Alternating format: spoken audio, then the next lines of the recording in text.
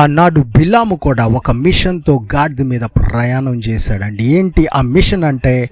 ఇజ్రాయేలీని శపించాలని. మనము సంఖ్యాకాండం 22:21 చూస్తే ఆయన శపించుటకు వెళ్ళాడు. కానీ మన యేసుక్రీస్తు సాత్వికుడుగా ఆయన కూడా ఒక మిషన్తో గాడిద పిల్ల మీద ప్రయాణం అయ్యారండి. ఎందుకు అంటే ఆయన క్షమించాలి, ఇజ్రాయెల్ని క్షమించాలి. అంతేకాదు ప్రపంచాన్ని క్షమించుటకు, రక్షించుటకు ఆయన సాత్వికుడై వచ్చారండి. మనము ఆదికాండము 22 చూస్తే అబ్రహాము కూడా గాడిదని తీసుకుని వెళ్ళాడండి. ఎందుకు అంటే ఇస్సాకును బలి అర్పించుటకు. ఇక్కడ యేసు ప్రభు గాడిదని తీసుకుని ఆ గాడిద పిల్ల మీద ప్రయాణమై ఎవరినో బలి చేయటకు కాదు, కానీ తన్ను తాను బలి చేయటకు, మన కొరకే అప్పగించుటకు ఆయన వెళ్ళాడండి. కాబట్టి ఈ పామ్ సండే అనేది మామూలు సండే కాదు, కానీ ప్రపంచాన్ని దేవుడి వైపు నడిపించే సండే అండి. అందరూ ఉజ్జీవంతో ఆనందించే సండే. అందరూ కలిసి దేవుడు నామాన్ని ఘనపరిచే, యేసు ప్రభు నామాన్ని ఘనపరిచే